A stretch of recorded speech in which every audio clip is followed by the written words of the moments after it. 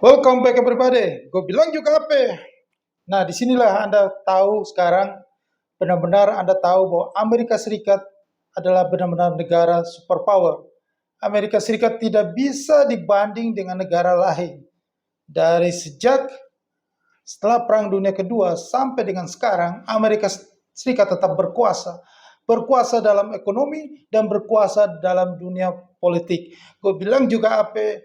Ya, Anda bukti sendiri bahwa apa yang saya katakan, US dollar harus menguat dan US dollar tidak bisa melemah. Apalagi negara China yang baru muncul, ya, baru kaya Rusia yang sudah miskin karena perang. India, Brasil, negara-negara yang tergabung dalam BRICS itu, Eropa yang begitu luar biasa, Inggris sejak dulu yang sudah menguasai dunia, ekonomi dunia, tidak bisa melawan Amerika Serikat. Jepang pun tidak bisa. Amerika Serikat tetap merajai dunia. Ekonomi Amerika Serikat adalah yang terbesar dan punya pengaruh, punya daya ledak yang luar biasa, bahkan politiknya. Ya, beberapa minggu terakhir ini kita menyaksikan bersama konflik politik, gorengan-gorengan politik di Amerika Serikat, ya, dari kedua kubu partai besar, partai yang pemerintahan yaitu Partai Demokrat dan partai yang berkuasa di parlemen atau Partai Republik. Nah, presidennya dari Partai Demokrat, Joe Biden, ya, selalu berusaha untuk menggolkan, ya, karena Menteri Keuangannya sudah pusing mengenai kehabisan anggaran nanti pada tanggal 1 Juni 2023 ini. Ya, anggaran untuk membiayai operasional pemerintahan, ya, membayar gaji, ya, membayar segala macam, ya, pelayanan publik dan budget anggaran-anggaran, ya, seperti APBN, ya. Dan yang satu yang paling penting adalah membayar pokok utang pinjaman dari treasury obligasi negara Amerika. Nah, yang paling masalah di sini adalah jika sampai mereka tidak bisa membayar atau default, ya, gagal bayar surat utang obligasi Amerika Serikat yang dibeli oleh negara-negara di luar, ya, Jepang, China, UK, Swiss, dan lain-lain itu, atau dana pensiun, wealth management fund, maka akan terjadi malapetaka dunia. Jika terjadi default, maka dampaknya itu terjadi bencana, goncang-ganjing ekonomi, bencana besar, malapetaka dunia. Karena dimulai dari sekarang, goncang-ganjing politik, ya, gorengan politik yang sekarang dilakukan ini, ya pastilah kalau partai pemerintah dan partai oposisi yang berkuasa dan oposisi pasti saling mencari pengaruh di sini. Nah, sekarang yang menguasai parlemen, sedangkan untuk menaikkan plafon kredit, jadi Amerika butuh plafon kredit dinaikkan, pagu kredit, supaya berutang kembali. Ya. Terakhir di Desember 2021 sudah naikin lagi yang terakhir dan mereka sudah bersepakat, ya. Saya ingat waktu itu sudah bersepakat antara pemerintah dan Senat bahwa tidak akan menaikkan lagi pagu kredit atau plafon kredit debt ceiling, ya, untuk membiayai utang-utang pemerintah. Itu maka dikeluarkanlah treasury bills, surat utang sekitar 2,5 triliun US dollar. Nah, sekarang jadi menjadi 31,4 triliun sekarang utang pemerintah Amerika Serikat. Sudah dinaikin, sudah berjanji untuk tahun depan 2023 tidak dinaikin lagi. Terakhir. Nah, sekarang Menteri Keuangan Janet Yellen sudah teriak-teriak untuk menaikkan, minta untuk DPR untuk sahkan secara konstitusi. Karena anggaran hal ini harus disahkan secara konstitusi oleh DPR. Nah, DPR itu sekarang dikuasai oleh Partai Republik. Pimpinan DPR-nya Kevin McCarthy. Nah, Partai Republik yang berkuasa ini pasti mereka tidak ingin plafon kredit itu dinaikkan, ya. karena sudah terlalu tinggi utang pemerintah Amerika Serikat, sudah 31,4 triliun US dollars. Dan itu juga sudah bersepakat di akhir tahun 2022 untuk tidak akan menaikkan lagi. Tetapi dampak dari tidak menaikkan plafon kredit itu membuat malapetaka ekonomi dunia dan membuat downgrade surat utang Amerika Serikat ya, dari lembaga peringkat. Ya. Maka kalau surat utang Amerika Serikat di downgrade, maka terjadi goncangan pasti ekonomi dunia. Nah, Partai Republik jika menyetujui, tetapi dengan satu syarat, pemerintah harus, karena dinilai pemerintah Demokrat ini, ya, Presiden Joe Biden dan lain-lain itu sangat boros dalam anggaran. Dan pemerintah sekarang juga pasti tidak akan menyetujui permintaan syarat dari Partai Republik, karena itu sangat berpengaruh, karena tahun 2024 adalah tahun election pemilihan umum, maka popularitasnya dijaga di tahun ini. Kalau anggaran dipangkas, maka itu sangat mengurangi anggaran. Pemerintahan dari Partai Republik untuk mengurangi anggaran, jika disetujui maka disahkan kenaikan plafon kredit itu. Pemerintah Joe Biden, Demokrat tidak akan setuju karena itu sangat berpengaruh, di popularitasnya akan menurun jika anggaran dikurangi. Nah, sedangkan Partai Republik sebagai partai oposisi tidak ingin mereka mendapatkan popularitas dari kenaikan pagu kredit ini. Jadi masalah ini akan sangat alot dan kemungkinan besar tidak persentasenya di atas 60% tidak disetujui kenaikan plafon kredit sampai tanggal 1 Juni. Maka bahaya di depan mata. Kehancuran pasar keuangan dunia terbesar sepanjang sejarah yang sudah dari tahun 2021 saya membuat video pertama kali dan sampai dengan detik ini konsisten membicarakan tentang akan terjadi kehancuran pasar keuangan dunia terbesar sepanjang sejarah. Itu akan terjadi, benar-benar terjadi sebelum 1 Juni 2023 ini. Luar biasa. Akhirnya fakta itu terjadi. Akhirnya itu juga akan terjadi. Dan ini pasti terjadi. Kalau dilihat secara politik di Amerika Serikat, Partai Republik pasti tidak akan tanda tangan untuk tidak akan setuju untuk menaikin plafon kredit untuk berutang kembali, ya, karena sudah 31,4 triliun, kecuali syarat untuk mengurangi anggaran dari dari Presiden Joe Biden pemerintahannya itu disetujui. Pemerintah Joe Biden tidak akan juga mau mengurangi karena itu mengganggu popularitas, karena Presiden Joe Biden akan maju dalam menjadi calon dalam pemilihan presiden di 2024, akan menjadi capres juga. Jadi kalau anggaran dikurangi itu mengganggu popularitas dia. Jadi itu tidak mungkin disetujui. Jadi alot. Jadi akhirnya ya kalau tidak disetujui, partai oposisi juga tidak mau, mereka mendapatkan angin.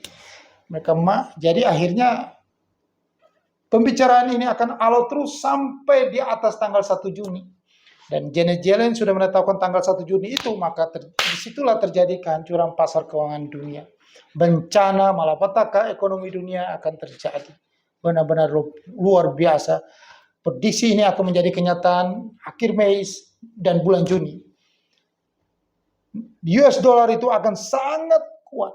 Nah, disinilah Anda bisa lihat siapa yang kaleng-kaleng, siapa yang hanya sebagai YouTuber pembawa berita, hanya asal ngomong tanpa dasar. Ya.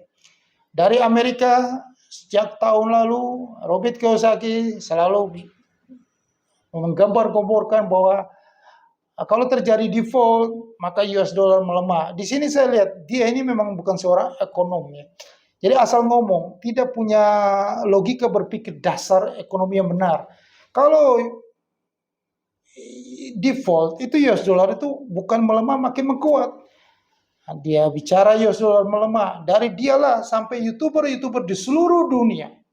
Jadi followers dia ikut bikin konten, bikin video, bilang US dollar akan melemah, ekonomi Amerika akan bangkrut, US dollar melemah, maka sampai YouTuber-YouTuber yang punya banyak muridnya, yang ilmunya tingkat tinggi di langit-langit mengatakan bahwa iya, emas akan menguat sampai 2.300, 2.400. Ikut lagi, ikut.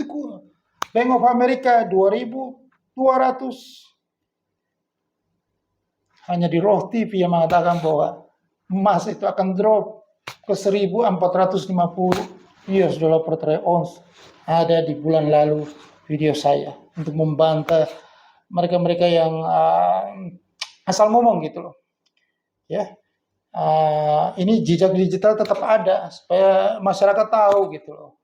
Siapa yang kaleng-kaleng di sini, ya, siapa yang betul-betul edukasi yang benar kepada Anda semuanya, ya. Logika kalau terjadi default, di dunia ini tidak ada lagi yang bisa. Mereka itu bicara tanpa dasar. Mereka pikir ada yang bisa selain Amerika yang perkasa. China. Ekonomi China itu pengekor Amerika. Dia masih buntutnya. Kalau Amerika sakit, Amerika default, ekonomi Amerika menurun nanti. Ya, kalau misalnya ini tidak ada pagu kredit tidak naik, maka anggaran belanja pemerintah akan shutdown. Seperti itu yang terjadi pada era pemerintahan Donald Trump. Ya, partai oposisi di parlemennya itu adalah Demokrat yang menang, yang oposisi. Mereka tidak menyetujui tambahan. Seperti yang kejadian sekarang, pagu kreditnya naikin. Maka pemerintah 2018 itu, sekitar tahun itu, pemerintah Donald Trump shutdown. Jadi dari tutup pelayanan publik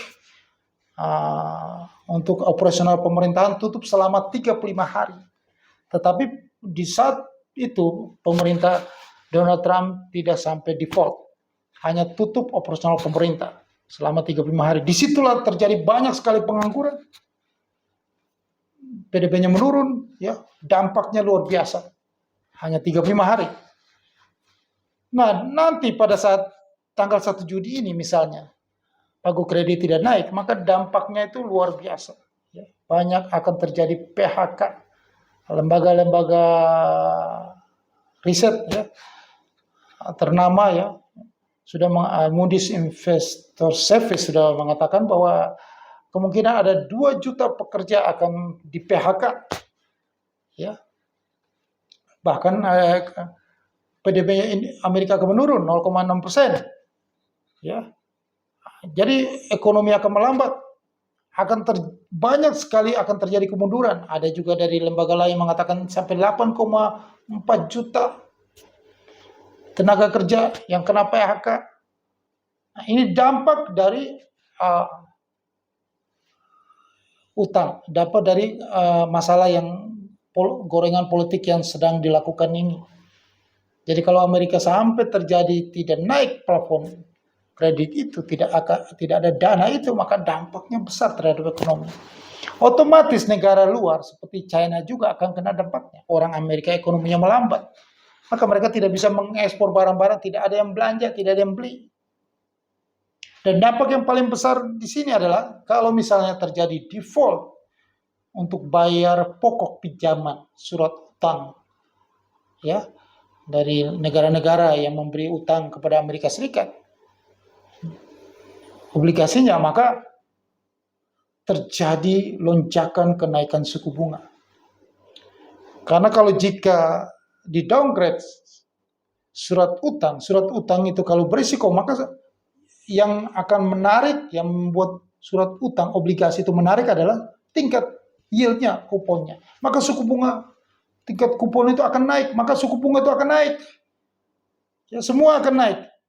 Maka negara-negara lain juga akan berlomba-lomba. Jadi takut menaikkan suku bunganya. Kalau Amerika menaikkan suku bunganya yang tinggi sekali supaya dolar itu kembali ke Amerika, maka yang negara lain juga menjaga capital outflow itu, maka menaikkan juga suku bunga. Di semua bank-bank sentral di seluruh dunia menaikkan suku bunga. Maka dunia mengalami siklus kenaikan suku bunga yang sangat tinggi. Kalau semua negara rame-rame menaikkan suku bunga, maka ekonomi global itu masuk ke dalam jurang karam. Ekonomi global mati lambat.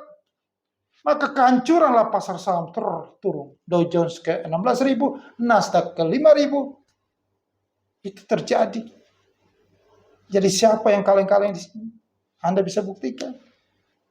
Saya bicara ini dari 4 Oktober 2021. Anda scroll video saya 4 bulan Oktober 2021.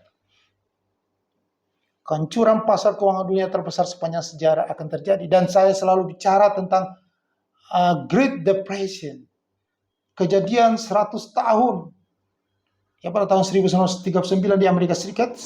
Ya, 1929 sampai 1939 yang terjadi. Great Depression 100 tahun lalu akan terulang kembali. Pada saat itu terjadi pandemi flu Spanyol, terjadi Perang Dunia Pertama.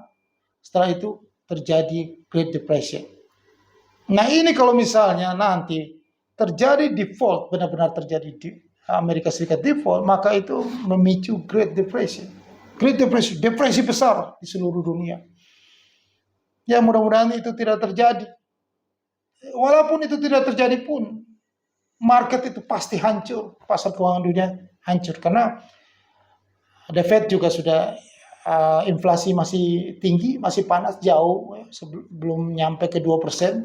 Jadi bulan Juni ini juga akan The Fed pasti naikin suku bunga. Suku bunga makin tinggi ya, Amerika naik, maka memacu negara lain juga menaikkan suku bunga. Jika suku bunga itu makin tinggi, ya, seperti di video saya sudah jelasin bahwa bisnis akan drop. Bisnis itu akan makin susah. Usaha butuh cash, butuh arus aliran modal. Siapa yang mau pinjam uang di bank lagi? Nah, kalau suku bunga sudah sangat tinggi, sementara daya belinya menurun di saat inflasi belum turun seperti ini. Dan bisnis bank pun akan menghadapi masalah. Ya, masalahnya apa? Kreditnya lama, tidak ada income. Yang berutang di bank itu juga akan potensi default, kagak bayar juga. Maka kredit bermasalah. Jika suku bunga makin tinggi, maka bisnis properti juga akan susah. Siapa yang mau kredit rumah dengan suku bunga yang makin tinggi? Ya, jadi bisnis semua akan lesu. Kalau bisnis properti sudah lesu, itu mempengaruhi segala sektor. Karena dalam properti itu banyak sekali dampak ke ekonomi-ekonomi yang lainnya. Dalam satu rumah aja kalau properti itu laris, maka ekonomi yang lain bertumbuh. Seperti itu. Nah, China akan kena dampaknya juga, negara-negara lain akan kena dampaknya juga jika Amerika itu sakit. Amerika itu bangkrut, apalagi, maka negara lain juga ikut. Apalagi kita Indonesia akan kena dampaknya. Dampak yang pertama, tidak usah kita bicara tentang ekspor dan impor, bicara tentang suku bunga aja. Kalau Amerika menaikkan suku bunga yang makin tinggi, rupiah, Bank Indonesia akan naikin lagi suku bunga, maka habislah ekonomi Indonesia. Yang sekarang aja belum bisa bertumbuh karena suku bunga yang sekarang ini aja ada susah, apalagi dinaikkan lagi sampai 250 basis point, 75 basis point, suku BI rate-nya naik, maka selesailah. Rupiah itu pasti 18.000. Jadi yang saya katakan rupiah akan 18.000 itu kalian semua tidak percaya. Dulu tahun 1997 rupiah sudah sempat 17.000. Jadi kalau 18.000 mas tinggal sejengkal nyampe, bahkan lewat rupiah itu. Tapi saya kasih angka 18.000 dulu. Karena kalau 18.000 jebol itu bisa ke 20.000. Jangan kaget nanti. Makanya hanya saya di video saya, mungkin di dunia, ya kalau Anda cek, yang mengatakan rupiah itu akan ke 18.000. Yang lain itu tidak berani. Yang lain hanya ikut-ikutan. Ya. Malah bilang emasnya naik. Lucu. Sangat lucu. Perlu belajar dari saya. Ya. Kalau Anda mengatakan emas itu naik sampai 2.000, harga emas dunia naik sampai 2.200, 2.300, 2.400, berarti gelar yang Anda dapat itu patut dicurigai. Anda sekolah di mana? Ya. Nah, itulah yang Anda lihat. Emas itu, Anda simpan video saya ini, kita buktikan siapa yang kalian-kalian sini. Harga emas dunia itu akan, kalau sampai 1 Juni, harga emas itu sudah 1.870 US dollar per troy ounce.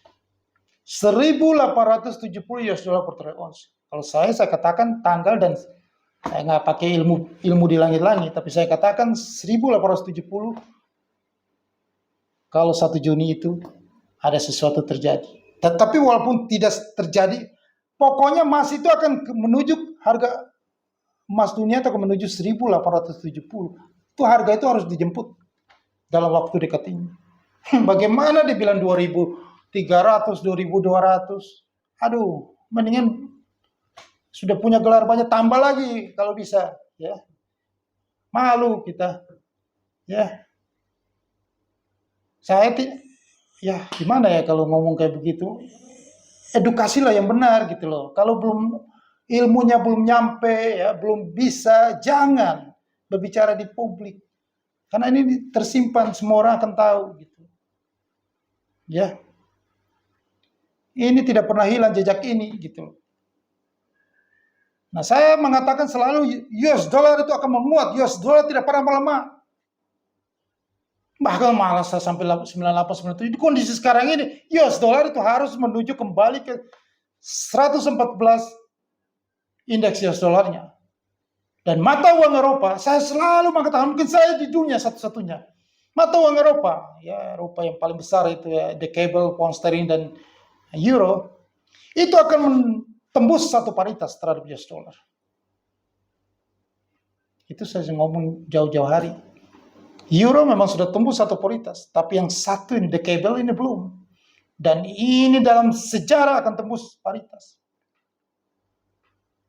Siapa yang bisa bicara seperti ini? Nggak ada. Cuman di Roh TV. Hanya di sinilah, di Roh TV. Gue bilang juga apa? Hanya di sini aja. Dan Anda tunggu nanti pembuktiannya nanti. US dollar makin perkasa. Di saat kejadian default malah US dollar makin perkasa. Bukan melemah, emas naik. Ya. Banyak sekali saya lihat itu. Makanya saya di sinilah memberi Anda edukasi yang berimbang. Ya, kalau Anda selalu dikonsumsi dengan edukasi yang begitu, nanti Anda ilmunya bolak-balik. Nah, saya melihat itu, saya rasa ini hal yang tidak benar sesuai dasarnya ekonomi. Ya, kalau ada resiko, maka yieldnya naik. Kalau US dollar adalah panutan sampai dengan kapanpun, pegangan, pedoman itu di dunia ini dibangun karena persepsi. Persepsi di dunia ini adalah US dollar, Amerika Serikat adalah yang paling hebat, paling kuat ekonominya, paling aman. Bukan Cina, bukan Rusia, atau yang lainnya. Jadi kalau apapun yang terjadi, tetap patokannya mereka itu ingin safe haven.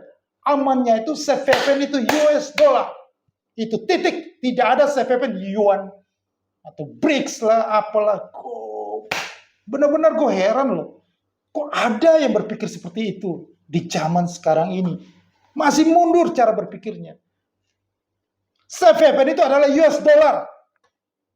In God we trust. Sampai dunia ini, sampai kiamat, tidak ada yang bisa melawan itu. Infrastruktur politiknya, ekonominya itu udah berakar. Negara, satu lagi, negara komunis itu nggak bisa menguasai dunia. Dia punya kelemahan. Ya. 4 Juni nanti akan dirayakan, sudah 24 tahun terjadi, 24 tahun, 25 tahun ya, tragedi Tiananmen, 4 Juni tahun 1989. Jangan sampai meruntuhkan komunis itu gampang. Jangan sampai terjadi lagi tragedi Tiananmen kedua. Itulah kelemahannya. Sudahlah, jangan. US dollar tetap kuat, ya, kuat selama-lamanya. Jadi kalau Anda yang berpikir terbelakang menganggap US dollar akan melemah, ya Anda tersesat, Anda trading, Anda rugi. Anda beli emas sekarang, sampai Anda berharap 10 tahun lagi emas itu ke 2.000.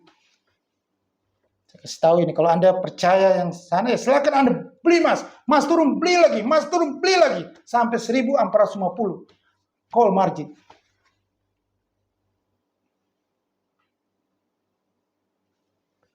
Fakta nanti Anda buktikan saja. Nah, yang tadi saya katakan itu, semuanya, tinggal sedikit lagi, waktunya akan menjadi kenyataan. Nah, peluangnya di sini adalah di futures market. Tidak ada di tempat lain. Karena suku bunga tinggi, Anda berbisnis, ya silakan. Suku bunga dunia ini akan mengalami era suku bunga yang tinggi. Silakan Anda berbisnis, Anda utang di bank. Makanya saya katakan peluang terbesar itu kalau Anda punya 100 miliar, mendingan Anda trading di futures. Anda berbisnis, silakan. Silakan Anda berbisnis dengan suku bunga yang tinggi ini, ekonomi yang melambat ini, likuiditas sudah mengering di dunia ini, bisnislah. Kalau Anda tidak mau di tempat ini, futures market. Hanya di futures market lah peluang terbesar. Saya tantang Anda. Ya silakan email saya sertakan email saya di bawah ini. Hubungi saya jika Anda merasa tertantang. Ya, kalau tidak ya berarti Anda tidak punya uang 100 miliar. Ya, kalau orang punya uang 100 miliar itu tertantang. Tapi kalau nggak ada uang ya bengong aja nonton. Orang yang nggak punya uang itu selalu nonton dan berkomentar gitu. Itu kerjanya mereka gitu. Kalau Anda banyak komentar di sini berarti Anda itu tidak punya uang. Ya. Kalau orang punya uang itu langsung hubungi dan trading. Oke. Sukses untuk Anda.